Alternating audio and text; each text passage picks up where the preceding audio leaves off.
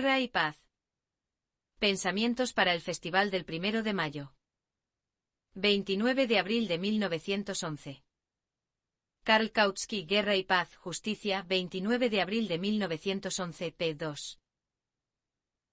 Y guerra dinástica y guerra popular. La celebración del 1 de mayo fue concebida originalmente como una manifestación a favor de la jornada de 8 horas, para la cual, en el momento del primer Congreso Internacional en París, 1889, una animada propaganda fue puesta en pie en todas partes. En el transcurso de los años, sin embargo, este punto en el Festival del 1 de mayo cayó cada vez más en segundo plano, y fue reemplazado cada vez más por la demanda de una garantía de la paz mundial y la del desarme.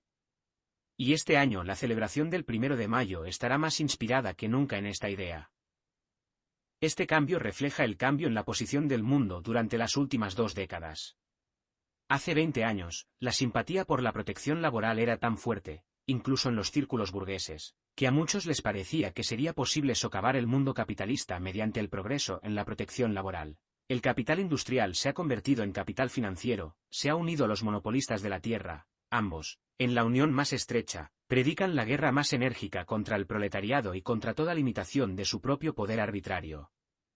No es alrededor de la jornada de 8 horas que la lucha en la política social se está librando en la actualidad, no por la conquista de nuevas posiciones, sino por la defensa de las ya ganadas, del derecho de combinación y de la autoadministración en las organizaciones obreras. Pero en la misma medida en que aumenta la enemistad de las clases dominantes hacia los trabajadores, los peligros de una guerra entre las potencias europeas aumentan igualmente. Las nubes de trueno se acercan cada vez más, y se habla de guerra, cada vez más temerosamente. El mundo entero le teme, y sin embargo, nadie tiene el coraje de exigir enérgicamente que se tomen medidas para evitarlo, nadie, excepto el Partido Socialdemócrata. La preservación de la paz mundial se ha convertido en la tarea más importante de la Internacional Socialista. Y la manifestación internacional del 1 de mayo también se inspira en esta idea. Pero no es solo contra la guerra lo que tenemos que manifestarnos en este día, sino también contra el tipo de paz que prevalece hoy en día, contra el actual sistema de paz armada. La preservación de la paz por medio de una competencia de armamentos que está agotando las fuerzas de las naciones, solo para finalmente hacer que la catástrofe de la guerra sea más devastadora y más inevitable. Nunca en toda la historia del mundo las cargas de la paz armada fueron más aplastantes, ni los terrores de la guerra más horribles, que ahora, y nunca fue más miserable el premio que se va a ganar o retener por medio de todas estas cargas y terrores. La guerra, como todos los demás fenómenos sociales, no es algo absoluto, que permanece eternamente igual y siempre suscita el mismo juicio, sino que, por el contrario, lo es algo extremadamente variable.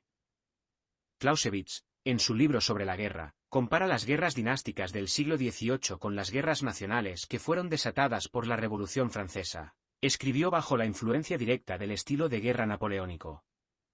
Le impresionó sobre todo la tremenda fuerza y pasión de la guerra revolucionaria, que presionó lo más rápidamente posible hacia la destrucción del enemigo en contraste con la lentitud-conducción de la guerra por parte de la mayoría de los mariscales de campo del régimen absolutista que evitaron las batallas, en la medida de lo posible. La guerra popular fue mucho más sanguinaria y devastadora que la guerra dinástica, pero los premios por los que luchaban los pueblos del período revolucionario también eran mucho más altos que los luchados por los ejércitos de los déspotas del siglo XVIII. Clausewitz solo examinó la guerra real, no las armas en tiempo de paz. De lo contrario habría tenido que agregar que el absolutismo necesitaba un ejército permanente en tiempo de paz, lo que constituía una pesada carga, mientras que el ejército ciudadano en tiempo de paz solo hacía pequeñas demandas al pueblo. Desde la época napoleónica, el arte de la guerra se ha desarrollado aún más, y eso en gran medida bajo la influencia de la burguesía, que desde ese momento en adelante se ha convertido cada vez más en la clase dominante. Su carácter político es de naturaleza muy contradictoria. En la lucha contra la nobleza feudal y el absolutismo, la burguesía no puede lograr nada sin la ayuda de las masas. En la medida en que tiende hacia la democracia. Pero vive de la explotación de las masas, y por lo tanto desconfía de estas últimas, y se inclina a traicionar a la democracia. Cuanto más democrático más preponderan los industriales e intelectuales en él, y más la pequeña burguesía y los campesinos tienen voto de calidad entre las masas y se dejan manipular por los tiradores de cables burgueses. Se vuelve más antidemocrático y reaccionario cuanto más el capital monetario y su etapa superior, el capital financiero, gobiernan en él y más prepondera el proletariado entre las masas y se hace independiente del pensamiento burgués y de la política burguesa. La falta de entusiasmo y falta de fiabilidad del liberalismo surge de esta posición contradictoria. Tal vez se haya vuelto más fatal con respecto a la guerra. En su fase revolucionaria la burguesía desencadenó la guerra racias y exigió el ejército ciudadano. En sus fases reaccionarias glorifica al ejército permanente. El resultado final es la mezcla de ambos, la expansión del ejército permanente al tamaño de un ejército ciudadano, y con ello el aumento de las cargas que el mantenimiento de un ejército ya imponía al pueblo en tiempos de paz, en el siglo XVIII, en una medida enorme. No reemplazó el sistema de defensa del absolutismo por el sistema de defensa de la democracia, sino que agregó las cargas de este último a las del primero. Estos se volvieron aún más opresivos a través del progreso de la técnica.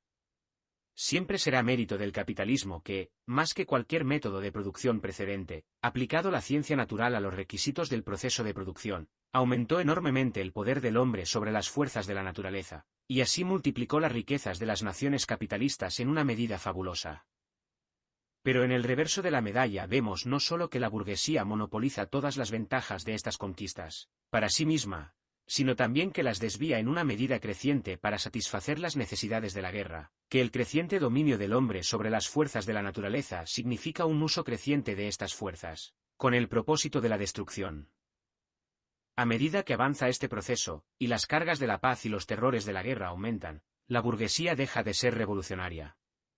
Con eso los antagonismos que surgen entre los estados pierden cada vez más su importancia para las masas populares. La burguesía se vuelca cada vez más hacia la política exterior, la política mundial, busca extender su explotación de razas indefensas y atrasadas. En el siglo XVIII los estados eran considerados por los príncipes como meros dominios. Las luchas de los príncipes entre ellos solo se referían a la aspiración de ampliar o redondear sus dominios. Para el pueblo no había nada que ganar con ninguna de las guerras que se libraron con este objetivo. De la misma manera, los capitalistas de las diversas naciones europeas, y de los Estados Unidos, consideran a las diversas razas fuera de la civilización europea como su presa legítima, y los antagonismos de los diversos gobiernos capitalistas entre sí surgen solo de los intentos de ampliar, redondear estos dominios, colonias y esferas de influencia, exactamente como los antagonismos dinásticos del siglo XVIII. Y el bienestar de los pueblos de Europa no juega un papel más importante hoy en día que hace 200 años. Pero los horrores de la guerra y las cargas de los preparativos para la guerra han alcanzado ahora una altura en comparación con la cual todo lo que el siglo XVIII produjo en cargas y horrores de la guerra parece un mero juego de niños. Ese es el progreso de 2 siglos. Las devastaciones con las que una guerra europea amenaza a toda la cuarta parte del mundo se han vuelto tan indescriptiblemente grandes, y las ventajas que podría traer son tan insignificantes que incluso la burguesía no puede cerrar los ojos ante la impresión de esta creciente desproporción. La aversión a la guerra está creciendo rápidamente no solo entre las masas populares, sino también entre las clases dominantes. Y, durante 40 años, se ha encontrado posible deshacerse de todas las ocasiones de conflicto entre las potencias europeas, por amenazantes que sean, sin ninguna explosión forzada.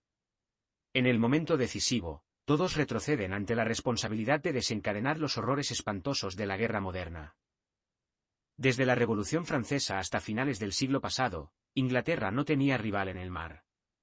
Con su dominio supremo en el mercado mundial, su supremacía en el mar también está llegando a su fin. Sus luchas convulsivas para retenerlo le costaron sumas enormes y cada vez mayores. Pero no gastan menos las potencias que han entrado en la carrera con el Albión que gobierna el mar. De 1860 a 1880 el gasto en la flota de Inglaterra ascendió, en promedio, de 9 a 11 millones de libras esterlinas por año.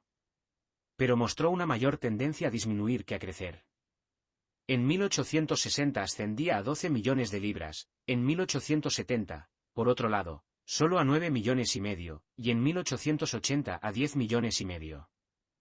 Hasta 1890 aumentó lentamente a 14 millones, y desde entonces rápidamente a casi 40 millones de libras anuales. En el Imperio Alemán, el gasto marítimo ascendió en 1873 a 26 millones de marcos, en 1880 a 39,5 millones, en 1890 a 51 millones, Luego el gasto naval se disparó rápidamente. En 1900 a 162 millones. En 1910 a 442 millones. Por lo tanto, la competencia en armamentos está asumiendo rápidamente las dimensiones más aplastantes, pero es precisamente a través de eso, que este mismo armamento se convierte en una causa de guerra, que crece en proporción a medida que las otras causas de guerra disminuyen en importancia para las masas y a medida que aumenta el amor a la paz. Si no es posible lograr establecer límites a los armamentos, entonces surge el peligro de que una de las potencias armadoras, que por el momento es más fuerte que las otras, pero que encuentra imposible ir más lejos, desee obligar a las otras a desarmarse antes de que se derrumbe. Cada intento de ese tipo lleva los gérmenes de la guerra en su seno. Así vemos hoy el amor a la paz y el peligro de la guerra creciendo uno al lado del otro. Y este movimiento contradictorio se ve reforzado por el miedo al proletariado, que está creciendo en fuerza por el miedo a la revolución. Crece la convicción de que una guerra europea debe necesariamente terminar en una revolución social. Esta es la razón fuerte, quizás la más fuerte, para que las clases dominantes mantengan la paz y llamen al desarme.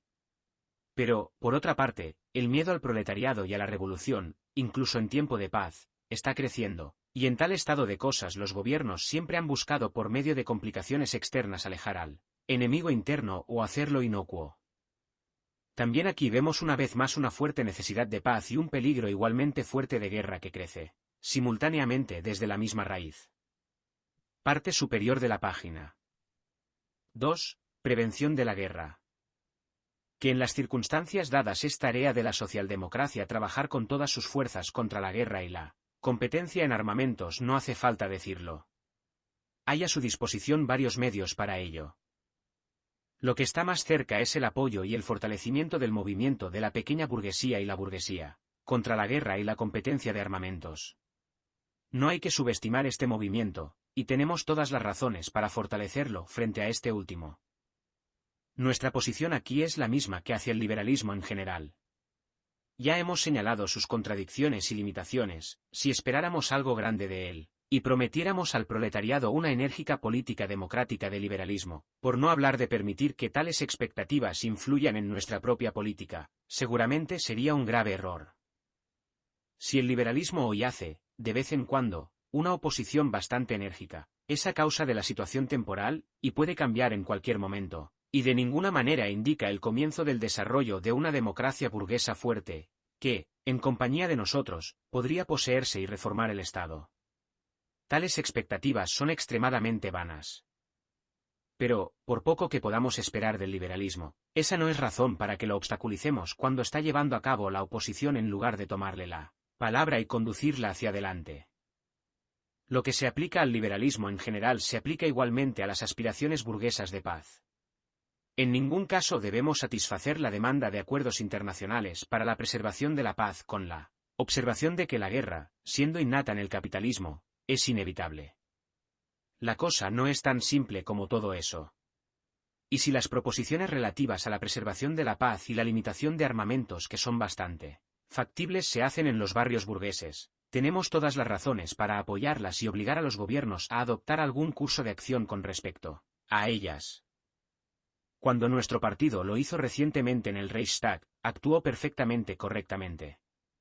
Solo habría cometido un error si hubiera puesto grandes expectativas en esta acción, o si nuestro partido, para la preservación de la paz y la limitación de los armamentos, se limitara a la recomendación de acuerdos internacionales como hacen los apóstoles burgueses de la paz. De hecho, seríamos utópicos e ilusionistas pequeñoburgueses si expresáramos la expectativa de que los gobiernos concederían voluntariamente estas demandas si uno simplemente las pidiera, que uno podía, por medio de hermosos discursos, sin ningún medio forzado, lograr el reino de la paz eterna. Si creyéramos que con unas pocas resoluciones y discursos a favor de los tribunales de arbitraje habíamos hecho suficiente, y que cualquier otra acción contra el militarismo era perjudicial, o en todo caso superflua. En realidad, nuestra propaganda de paz es lo más diferente posible de la de la burguesía. Ya difieren en que para nosotros los tribunales de arbitraje y desarme no son las únicas demandas para él seguro de la paz, que ni siquiera, de hecho, están en el primer plano de nuestra propaganda.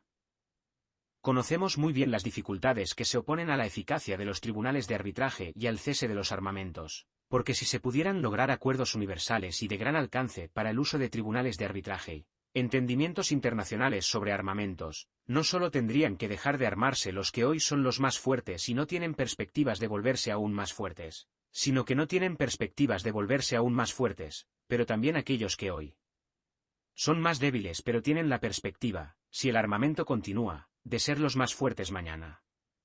También los tribunales de arbitraje deben ser reconocidos no solo por aquellos que están en posesión y desean conservar lo que tienen, sino también por aquellos que tienen apetito por más y están extendiendo sus manos hacia ello.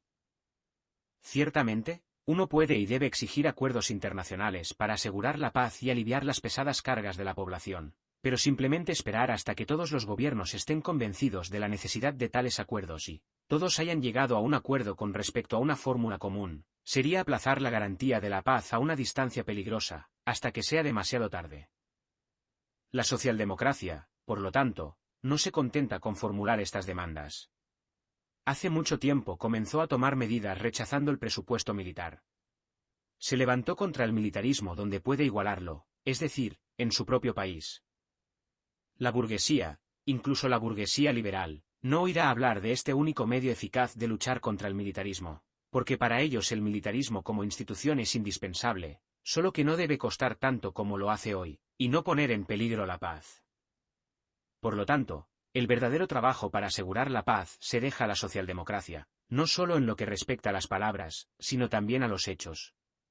Por poco que el mundo capitalista necesite la guerra en el momento presente, por mucho que él mismo tema la guerra, la paz solo está asegurada en la medida en que se extienda la influencia del proletariado socialista. Hasta ahora, de hecho, el rechazo del presupuesto militar por parte de nuestro partido ha sido una mera demostración, que solo tiene un efecto moral, que, sin embargo, no debe subestimarse. De uso más práctico para evitar la guerra es quizás la actividad de nuestra prensa diaria.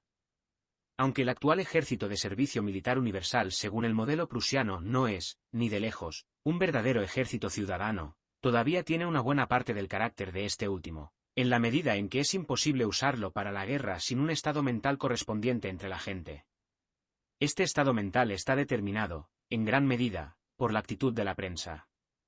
En los asuntos internos, donde están involucrados los intereses de clase, el mero instinto de clase, incluso cuando falte una clara conciencia de clase, será una buena brújula para las masas populares en las grandes decisiones, una brújula que no se desviará fácilmente de la dirección correcta, ni se dejará desviar. En la relación de los diferentes estados entre sí, esta brújula, así como toda experiencia personal, falta entre la gente.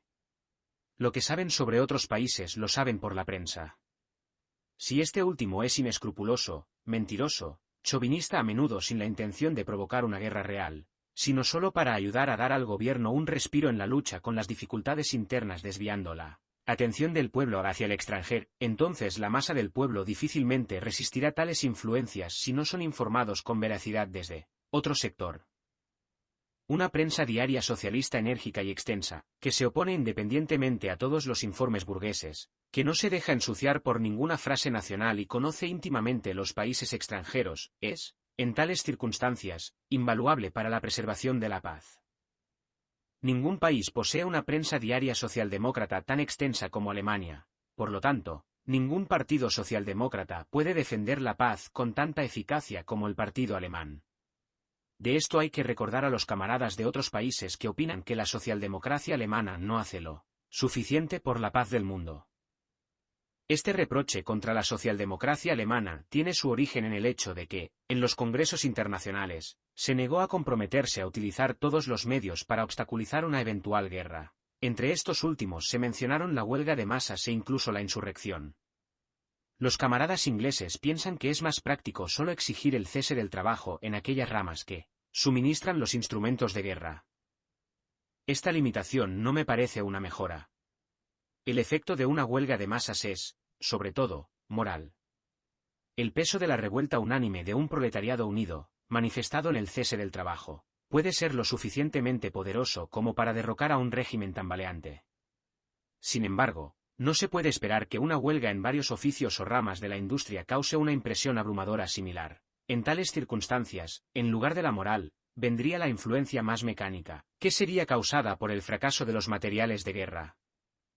Pero la dificultad de llevar a una organización de la clase obrera a una huelga política clara será tanto mayor, cuanto más estrechos sean los límites de esa organización. Sería más factible conseguir que todo el proletariado hiciera huelga como protesta contra la guerra.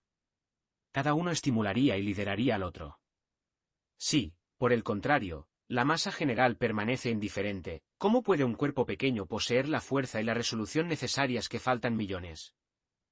Solo los trabajadores excepcionales y más organizados podrían actuar en esta dirección. Pero si una vez imponemos a los empleados en la fabricación de material de guerra el deber de huelga en caso de guerra, el resultado práctico inmediato sería que el gobierno y los empleadores ejercerían una selección más rigurosa que antes entre los trabajadores dedicados a estas industrias, de modo que solo los no organizados o los que pertenecen a sindicatos amarillos sería empleado, por diversos privilegios, se mantendría alejado del cuerpo general de la clase obrera.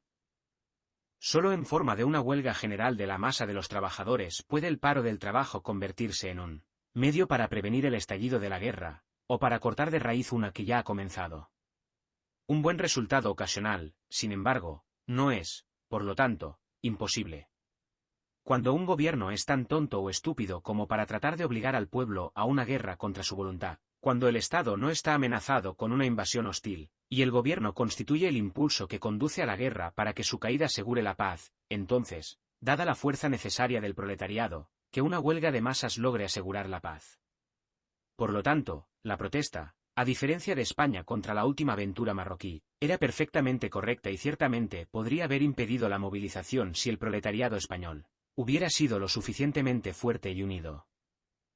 Sin embargo, es muy diferente cuando el pueblo de un país, con razón o sin ella, se siente amenazado por un Estado vecino, en el que, y no en su propio gobierno, ve la causa de la guerra, y donde el vecino no es tan inofensivo tal vez como Marruecos, que nunca podría hacer la guerra contra España, pero donde el peligro de una invasión de la tierra realmente amenaza.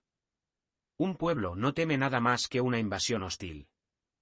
Los horrores de la guerra moderna son terribles para los guerreros, e incluso para los vencedores.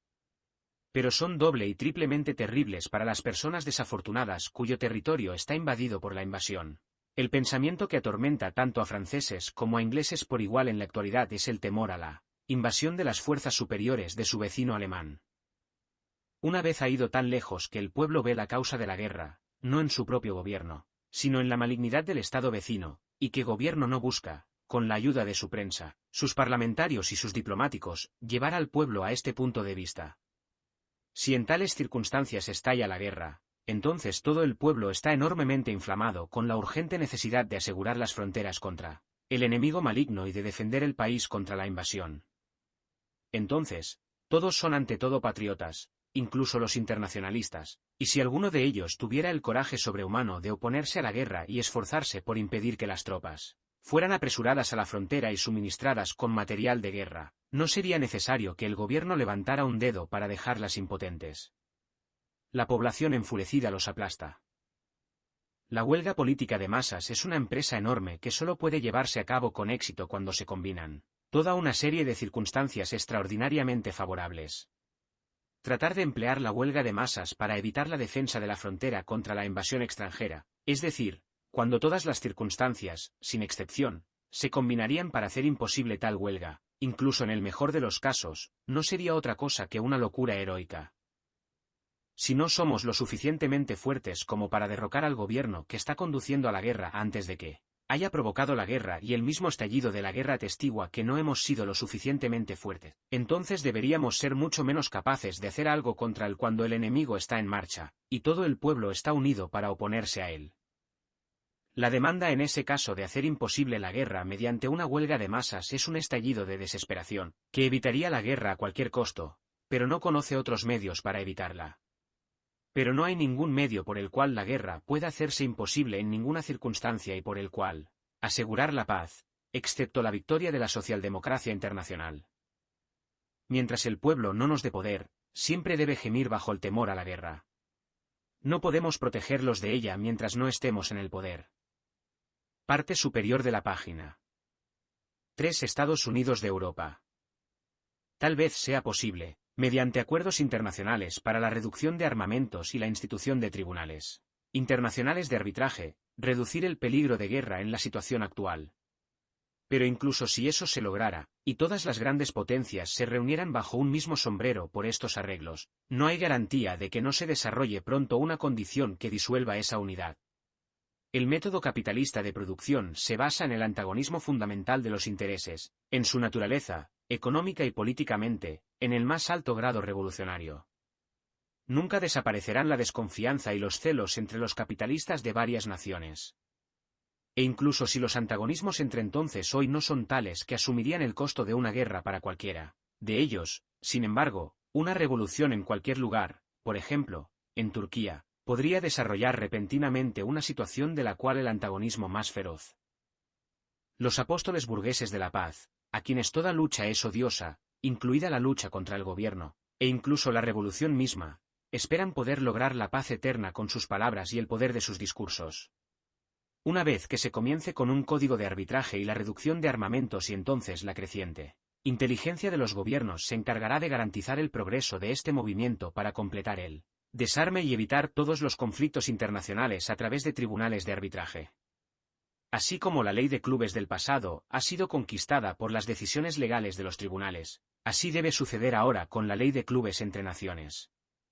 Los amigos de la paz creen que lo más importante es encontrar la fórmula correcta que armonice todos los intereses, y que aporte algo a todos. Con indignación rechazan la idea de que la cuestión de la paz eterna puede ser una cuestión de poder, como lo es toda cuestión de la vida del Estado hoy en día. Ven en ella solo un ideal ético, y olvidan que tales ideales tienen el defecto innato de nunca ser capaces de realizarse. El derecho del club no fue conquistado a través de la inteligencia progresiva de los varones contendientes, sino a través del levantamiento de un poder que era más fuerte que ellos, el de los estados modernos, que obligó a respetar los tribunales de justicia. Y lo mismo ocurre entre los diferentes estados. La situación actual es excepcionalmente favorable para los entendimientos internacionales entre ellos. Pero tales entendimientos aún no se han realizado, las alianzas actuales no son uniones de paz, sino combinaciones para la eventualidad de la guerra. Y la realización de tales entendimientos no augura ninguna garantía para la duración permanente de la paz, que prohibirá para siempre el espectro de la guerra. Por lo tanto, hoy solo hay un camino: la unión de los estados de la civilización europea en una confederación con una política comercial universal, un parlamento federal, un gobierno federal y un brazo federal. El establecimiento de los Estados Unidos de Europa. Logrado esto, algo enorme se habría logrado. Estos Estados Unidos poseerían un poder tan abrumador que, sin ninguna guerra, podrían obligar a todas las demás naciones, en la medida en que no lo hicieran voluntariamente, a unirse a ellos, disolver sus ejércitos y renunciar a sus flotas. Pero con esto también desaparecería toda necesidad de que los nuevos Estados Unidos estén armados.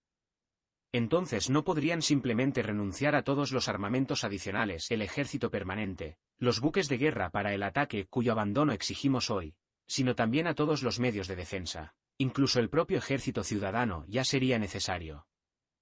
De este modo se fundaría con seguridad la era de la paz eterna, y se liberarían medios económicos ilimitados, unos 20 millones al año en cifras redondas para todo el mundo. ¿Qué movimiento rápido podría esta enorme suma por sí sola no dar al cambio social? ¿Cuán indoloramente podría lograrse ese cambio de este modo? Pero, ¿cómo se va a lograr la constitución de los Estados Unidos de Europa? No sería derrotado por una oposición aún más enérgica que la que ya ha enfrentado la simple decisión a favor de acuerdos voluntarios en relación con los tribunales de arbitraje? Ciertamente. Todo esfuerzo en ese sentido tendría que contar con la más amarga hostilidad de todos los gobiernos europeos, todos los cuales sentirían amenazada su soberanía, y habría menos que esperar a este respecto de los resultados de la persuasión y del crecimiento de la inteligencia que en el caso con respecto al reconocimiento de los tribunales de arbitraje y la reducción de armamentos. Sin embargo, el intento de unir pacíficamente a los estados de Europa en una comunidad federal no es en absoluto inconcebible. Sus perspectivas están ligadas a las perspectivas de la revolución. La revolución a favor de la paz puede surgir de dos causas separadas. Una es la rebelión contra las cargas intolerables que han sido impuestas a los pueblos por los armamentos, con el resultado de que los pueblos de Europa no tendrán otra alternativa que llevar al diablo a todos los gobiernos que les impongan nuevos impuestos simplemente para poder continuar indefinidamente el desarrollo de armamentos. Que llegue a esto será tanto más probable en la medida en que la locura de los armamentos tome una forma más poderosa. Pero, en realidad, está tan cerca que cualquier gobierno que esté más amenazado por una revolución, que se sienta más amenazado por ella, que, sin perspectivas de escape, se encuentre, como dicen los ingleses, entre el diablo y las profundidades del mar, preferiría hundirse en el mar creciente de la guerra que entregarse al diablo de la revolución. Entonces olvidaría, sin embargo, que no escaparía del diablo arrojándose al mar, pero que de inmediato lo tendría allí por completo. Si la primera causa posible de la revolución es la revuelta contra los armamentos, la segunda sería la guerra misma. La revolución seguiría a la guerra con certeza infalible, no como producto de un plan socialdemócrata, sino de la lógica precondenada de la cosa. Los estadistas actuales cuentan con ese resultado de la guerra. Pero ya sea que la revolución provenga de los armamentos o de la guerra, presentará un fenómeno internacional, y su primer cuidado será poner fin para siempre a los horrores de la guerra. La revolución, como nuestros pacifistas burgueses, no se contentará con medios paliativos tan mezquinos como los tribunales de arbitraje y la reducción de armamentos, que en todo momento pueden modificarse, sino que se esforzará por establecer condiciones tales que hagan imposible una guerra a partir de entonces, que solo puede lograrse a través del establecimiento de los Estados Unidos de Europa. Los gobiernos que se puedan, o pudieran, oponerse ya no existirían. Además, si la revolución no surge de la reacción contra la carga de armamentos, o contra los horrores de la guerra, sino de algún otro terreno, y al principio no es internacional sino que se limita a un solo Estado, no puede seguir siéndolo por mucho tiempo. Debe extenderse a otros estados, y es inevitable que estos se combinen. Juntos es inevitable que estos se combinen en una estrecha confederación que excluya cualquier posibilidad de guerra entre ellos. La Internacional Proletaria les habrá llegado a la realidad de la existencia como Estado.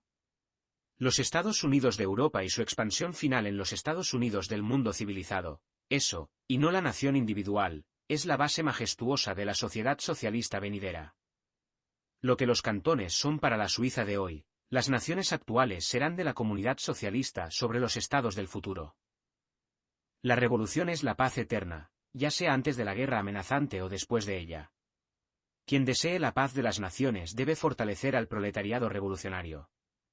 Y no hay manifestación más impresionante a favor de la paz del mundo que la gran revisión de la flor del ejército proletario revolucionario el 1 de mayo. K. Kautsky.